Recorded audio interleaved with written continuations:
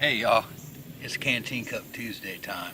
Look here, Darter 100 on my 100 sub contest. He wanted me to cook bacon, anything. He just wanted bacon. So we're gonna cook bacon today. And you know what, Darter 100, you can take bacon camping. I mean, we've got bacon, and we've got bacon, and we've got bacon, and we've got bacon. We've got bacon already chopped up. And lastly, if you can keep it cold, we've got bacon. Alright, Darter, so we're going to make your bacon today. And it's the end of the month, so we're going to go budget style. Okay, right here.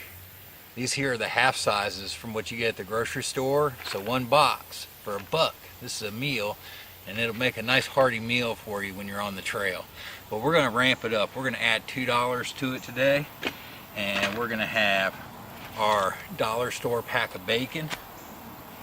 We're going to cut up a shallot, and then I've got some dehydrated veggies so we can ramp up the nutrition we're getting on the trail. We got 2 tablespoons of dehydrated spinach and 3 tablespoons of dehydrated spinach and 2 tablespoons of vegetable soup mix from Harmony House. Let's start cooking. Hey, one more thing. We're going to try out my dad's old camp stove today. Now, look here, the Suddenly Salad ranch and bacon pasta salad, it's already got some bacon in it, but what it's got is this fake bacon, right? This is a soy product. I mean, it's almost vegetarian, right? And I knew Darter wanted some real bacon, so we're going to cook up that pack of Dollar Tree bacon I got. We're also going to take a minute today, and we're going to find out how many of these Hellmann's mayo packets does it take to get 1/3 of a cup. And from that, we can do some math. Y'all remember that back in school? You can do some math. You can figure out how much is in one of these packets, because it doesn't tell us. But what I did find in looking around, just so you know, because this is really a concern when it comes to mayo, is that underneath the little flap here are expiration dates. So if you end up with some of these, now you know where to find that. I'm going to go ahead and slice this bacon so we won't have to worry about crumbling it later. I think it's getting to be time for me to put a little edge back on my buck knife here. You don't want a dull knife in the field. It's an easy way to cut yourself. And what you'll notice that I'm doing as I'm cutting is I'm spreading my fingers out like this, so the blade's not near my fingers, okay? Same thing when I'm holding on the back side of the blade. Look here, we curl our fingertips back under and just support with our knuckles on the top of the blade. Always keep your fingertips away from your knife edge.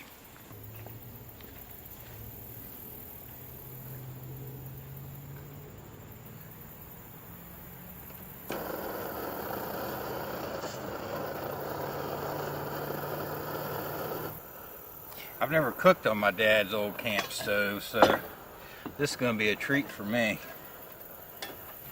I'm just going to do this bacon in little batches.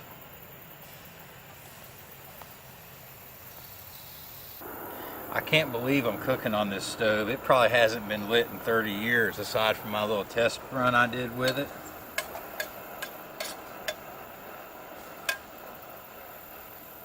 And it's not burning exactly how it should, but I'm going to try to use it and enjoy that.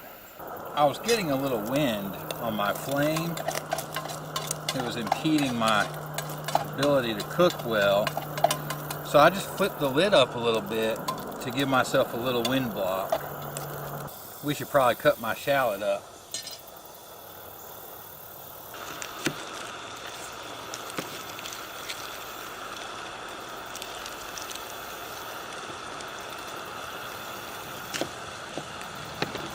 Now you've probably noticed I like to use a lot of onions and garlic when I'm cooking, and there's a reason for some of that. Not just the fact that I like them, which I do, I like onions and garlic, but also onions and garlic are natural anti-inflammatory.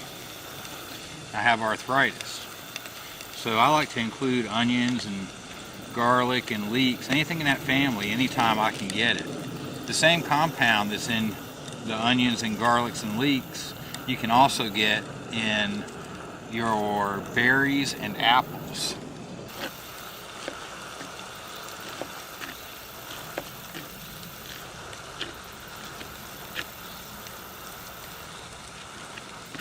My knife's going through the shallot with no problems, but it did not like cutting that raw bacon. I've been cooking on my dad's old camp stove now for about 15 minutes. And I'm not quite getting the heat out of it that I really need. So I think at this point I'm going to switch over to my other stove I brought. And I'm not sure if it's because this one just needs to be tore down and cleaned well, or if I've actually used most of the fuel that I put in it.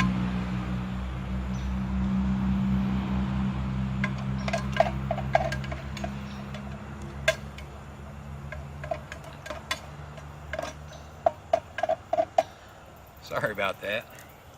So I'm going to pull this bacon. Now I'm going to swap stoves real fast, and then we'll come back and we'll cook up this last batch of bacon, and I'm going to throw the onions in with that batch of bacon and just let it all cook together. Alright, so just for the sake of time, we're going to finish up on the Coleman. And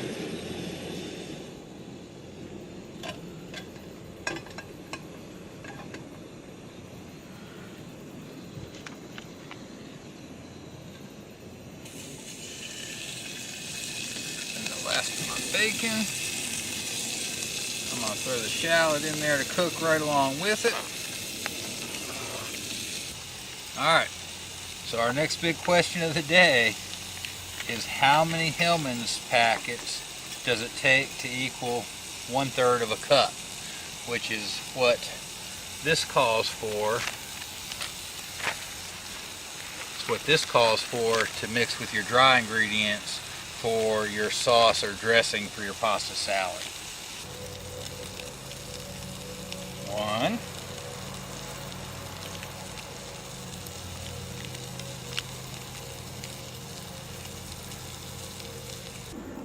So let's see here. We were on two mayo packs. Boy, these airplanes are something today. Alright, here goes number 4.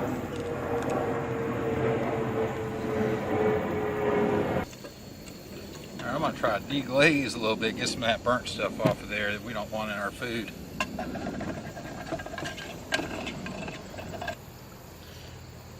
I'll throw about 20 ounces of water in there to leave room for the pasta. And I'm going to go ahead and throw these dehydrated vegetables in so they can start rehydrating.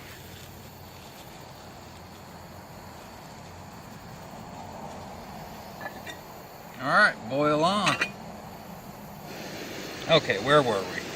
1, 2, 3, 4. We have 4 packs of mayo in the measure cup so far. Number 5. Number 6. Wow, that was just about spot on.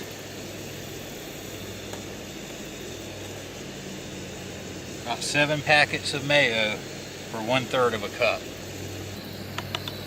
I'm going to mix my dressing up right in my bowl.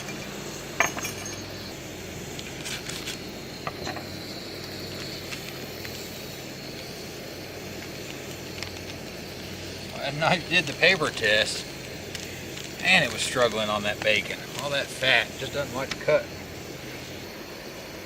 We're starting to come to a boil.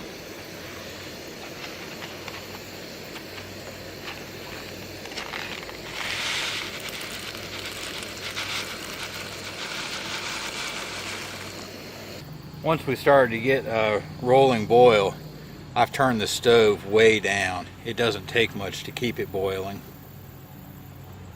Okay, so while we watch water boil, there are 21 of those mayo packets for a cup.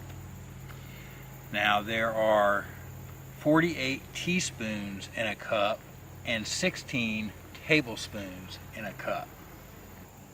Let's see here, let's take a quick look at that. So if we have 48 teaspoons in a cup divided by 21 tablespoons, so there's 2.28, so 2 1/4 teaspoons, 2 1/4 teaspoons roughly in each mayo packet.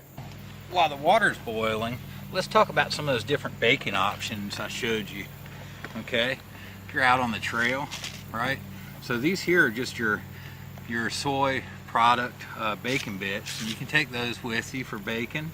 I mean, let's be honest, I don't take fresh bacon with me very much, not unless I have a way to keep it cold or it's a really cold trip.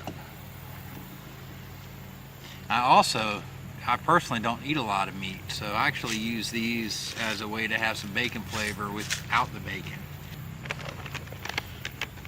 But when I do take some bacon, one of the things I like to take is bacon jerky. Now this can be pretty pricey. This bag of jerky is 2.5 ounces, and they can be $5 to $7 depending on where you go, if you catch them on sale and things like this. This is one of my favorites though, is the Obortos. I've tried a variety of them. I really like the Obortos, and I like the applewood smoked better than the maple. I'm not really a big fan of sweet with my bacon. Now this here is shelf stable, and this is real bacon. These are bacon bits already done up. So if I did want to take bacon to top this with, an actual bacon on the trail, this is probably what I'm going to take, not bacon that hasn't been cooked. Another option you have that's shelf stable is these fully cooked bacon packets. Now this here has 15 slices in it, which is an awful lot for me for one sitting.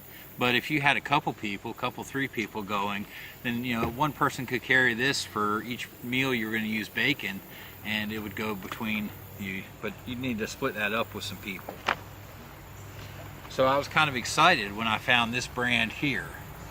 Now this is a chicken bacon, but it's in 2 pouches, so it's shelf stable in 2 pouches, and it's 14 slices divided between the 2, so it's 7 slices. And when I'm out hiking, I can afford that. I can eat 7 slices of bacon in a sitting.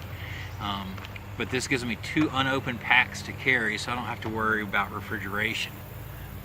So this is just some of the ideas I've come up with to have bacon out with me on the trail. See if I can give you a little peek here at what we got cooking. Just a few more seconds, it's time to pull it off. Now all the green specks in there, that's my spinach, that's my vegetable bomb I dropped in there. Same thing with the red peppers and some of those carrots and stuff. That's my little vegetable bomb to ramp this guy up from a nutritional standpoint. Now one flaw I'm experiencing on this Pathfinder cup, I want to point out to you, is it only having drain holes on one side of the lid. The other side's solid. So if you're holding this down, air doesn't have to get a way to get in while the water's coming out. And it's also a little cumbersome for me being on this side since I'm right-handed. I find myself doing some funny, I like to hold the lid with my right hand, my dominant hand, versus my left hand. And it's awkward to me. I have to do a funny crossover with my hands. I think I might add 3 holes on this side to match. And then I can drain from over here and the air can come in, and it'll be a little easier for me to use. Alright, Darter 100, I hope you enjoyed your bacon meal. I'm going to enjoy eating it.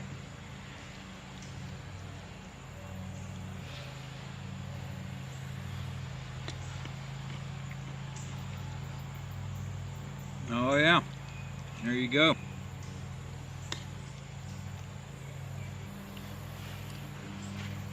Well, I have to say, adding the bacon and the scallions to this really takes it up a couple of notches. Oh, there you go. Look here, we'll see y'all on the trail. What, you want a bite? There it is. There it is. Come on. I'd share if you came to camp.